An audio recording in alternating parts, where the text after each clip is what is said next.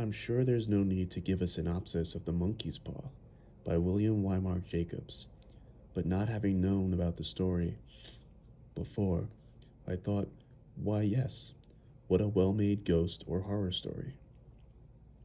A textbook tale of dread, tried and true. Indeed, once I heard it, I felt as if I'd heard it somewhere before. It was a classic, in other words.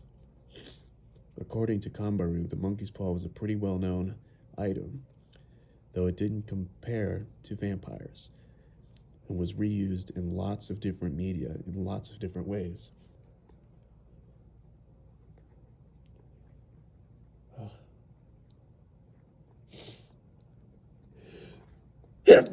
Chew.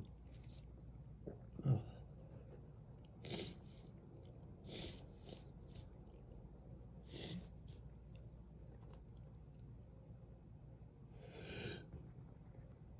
Chew. Oh.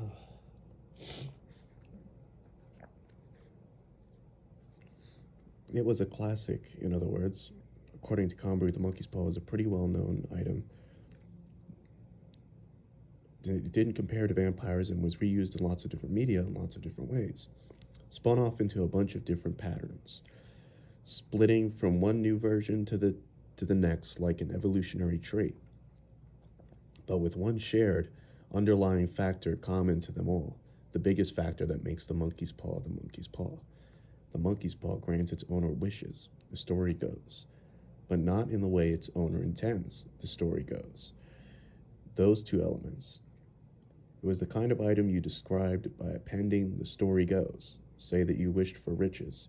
You might wake up the next day to find that your family had died and that you'll be receiving their life insurance. Say that you wish for a promotion at work. You might wake up the next day to find out. I'm gonna sneeze. Phew. Phew.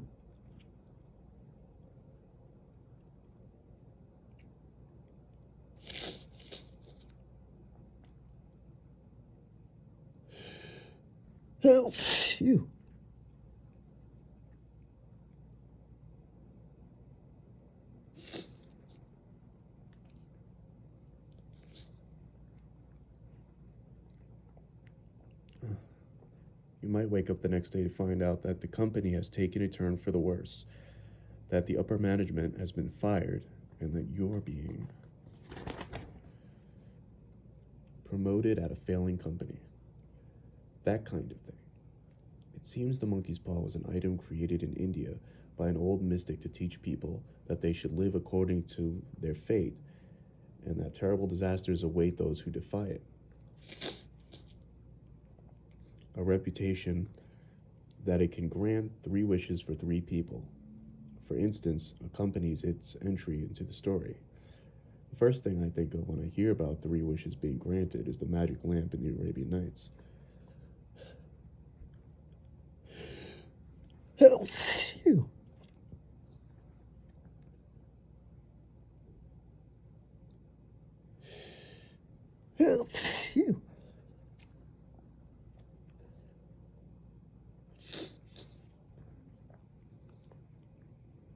But how did that story go and end?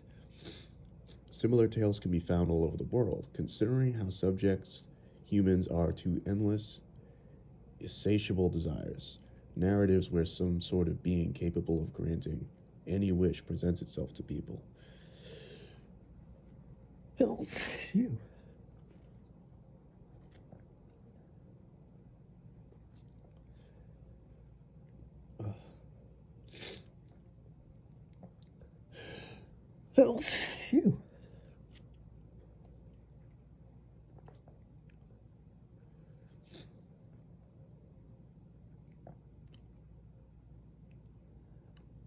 Narratives where some sort of being capable of granting any wish presents itself to people might be fundamental form of storytelling. The best known of its kind among ghost stories seems to be the monkey's paw. So, what's his name again? Meme Yoshino? Did I hear that right? Yes. He's not cute like his name, but makes him out to be. I already told you this, but he's some older dude who likes wearing Hawaiian shirts. I don't want you getting your hopes up or anything. He doesn't look the part, to say the least, so I want you to be prepared for that. Help you.